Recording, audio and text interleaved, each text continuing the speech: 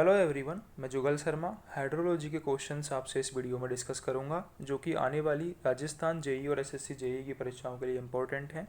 अगर आप चैनल पर नए हो तो चैनल को सब्सक्राइब जरूर करें, बेल आइकन को जरूर दबाएं।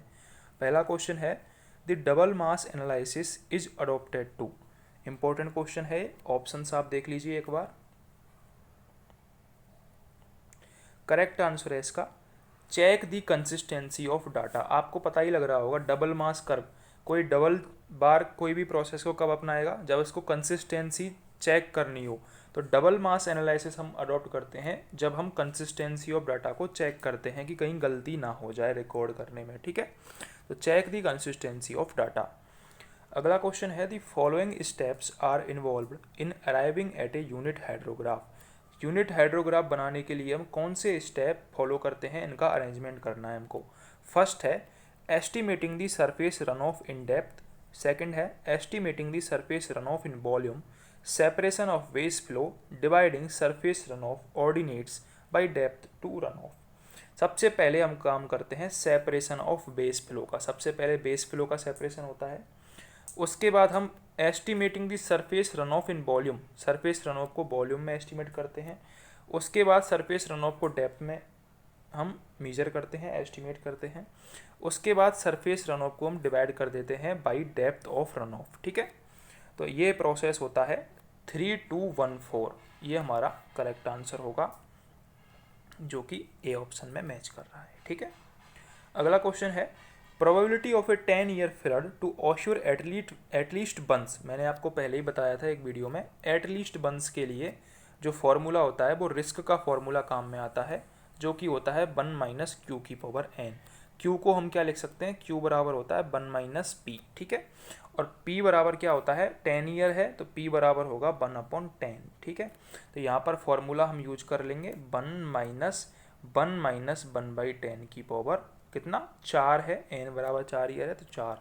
तो यहाँ से जो वैल्यू निकल के आएगी वो हमारे पास 35% निकल के आएगी। कैलकुलेटर से आप निकाल सकते हो, बी ऑप्शन करेक्ट हो जाएगा। If A 4-hour unit hydrograph of a certain basin has a peaked ordinate of 80 मीटर/सेकेंड। 4 घंटे के यूनिट हाइड्रोग्राफ के लिए जो पीक ऑर्डिनेट है वो 80 मीटर/सेकेंड है। क्वेश्चन में बोला है कि यदि यूनिट हाइड्रोग्राफ को हम 2 आवर कर दें, टाइम को 2 आवर कर दें 4 आवर से, तो जो ऑर्डिनेट है उस पर क्या फ़र्क पड़ेगा। तो आप हमेशा याद रखना, यदि यूनिट हाइड्रोग्राफ का हम टाइम घटा रहे हैं, 4 से 2 आवर कर रहे हैं, टाइम कम कर रहे हैं, तो जो ऑर्डिनेट है वो बढ़ जाएगा। ऑर्डिनेट हमेशा बढ़ जाएगा, पीक ऑर्डिनेट। तो करेक्ट आंसर हो जाएगा ग्रेटर देन 80 मीटर/सेकेंड। अगला क्वेश्चन हमको मैच करना है। सबसे पहले है डाल्टन ने कौन सा रिलेशनशिप दिया था। डाल्टन ने इवापोरेशन का सिद्धांत दिया था, इवापोरेशन का सिद्धांत दिया था जो कि सेकंड ऑप्शन है। सिंडर ने दिया था सिंथेटिक यूनिट हाइड्रोग्राफ का फॉर्मूला। सिंडर ने सिंथेटिक यूनिट हाइड्रोग्राफ का फॉर्मूला दिया था, सिंडर ने। ठीक है, इसके बाद है हमारा ब्लेने क्रेडल ने दिया था कंजम्पटिव यूज का मेथड। कंजम्पटिव यूज का मेथड दिया था ब्लेने क्रेडल ने। इंपॉर्टेंट है, ये सिंगल भी पूछा जा सकता है। कंजम्पटिव यूज इक्वेशन ब्लेने क्रेडल ने दी थी। इसके बाद शेरमैन ने दिया था यूनिट हाइड्रोग्राफ मेथड दिया था शेरमैन ने। यूनिट हाइड्रोग्राफ मेथड शेरमैन ने दिया था। तो ये चारों आपको याद रखने हैं, डाल्टन ने इवापोरेशन का, सिंडर ने सिंथेटिक यूज का, ब्लेने क्रेडल ने कंजम्पटिव यूज का, और शेरमैन ने यूनिट हाइड्रोग्राफ का मेथड दिया था। अगला हमारा क्वेश्चन है, an accurate estimate of average rainfall in a particular catchment area can be obtained by. Important question है, मैंने आपको बताया था आइसोहाइटल मेथड। इससे हम एक्यूरेट एस्टिमेट लगा सकते हैं एवरेज रेनफॉल का। क्यों, क्योंकि जो आइसोहाइटल मेथड है उसमें टोपोग्राफी हम कंसीडर करते हैं। इसके अलावा जो हमारा नॉर्मल रेशियो मेथड है, नॉर्मल रेशियो मेथड काम में आता है मिसिंग रेनफॉल डाटा को कैलकुलेट करने के लिए।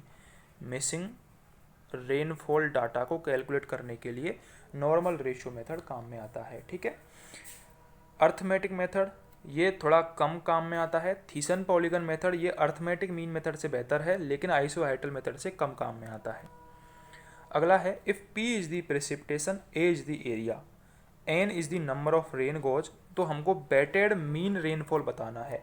तो बेटेड मीन रेनफॉल हम निकाल सकते हैं थीसन पॉलीगन मेथड से, जिसको हम बेटेड एरिया मेथड भी बोलते हैं। थीसन पॉलीगन मेथड को बेटेड एरिया मेथड बोलते हैं, जिसका फॉर्मूला होता है P A upon summation of A. ठीक है, जो कि फॉर्मूला आपको दिख रहा होगा, ये ऑप्शन है summation of A P upon summation of A. अगला है डेप्थ एरिया ड्यूरेशन कर्व, जिसको हम डीएडी कर्व भी बोलते हैं, डेप्थ एरिया ड्यूरेशन कर्व। वो किस लिए काम में आता है? Depth area duration curve maximising envelope through the appropriate data points, ये मैक्सिमाइज करता है through the appropriate data points. B option correct है। The yield of a well depends upon, correct answer होगा इसका परमेबिलिटी पर, एरिया ऑफ एक्यूफायर पर, actual flow velocity पर। तो यील्ड का फॉर्मूला होता है क्यू, जिसे डिस्चार्ज भी बोलते हैं, उसका फॉर्मूला होता है N B A into A. यहाँ पर बी है velocity, actual flow velocity, N है यहाँ पर पोरोसिटी, एन है यहाँ पर पोरोसिटी, ए है यहाँ पर एरिया। इसके अलावा इसको के आई ए भी लिख सकते हैं, के यहाँ पर परमेबिलिटी, आई यहाँ पर हाइड्रोलिक ग्रेडियंट। तो तीनों ऑप्शन करेक्ट होंगे, all of the above. Water present in an artisan aquifer is usually, एक आर्टिशियन एक्यूफर में जो वाटर होता है वो हमेशा एबव एटमॉस्फेरिक प्रेशर होता है। इंपॉर्टेंट क्वेश्चन है, आ सकता है। Water present in artisan aquifer is above atmospheric pressure, D option correct है। अगर आपको वीडियो हेल्पफुल लगी हो तो चैनल को सब्सक्राइब जरूर करें, बेल आइकन को जरूर दबाएं।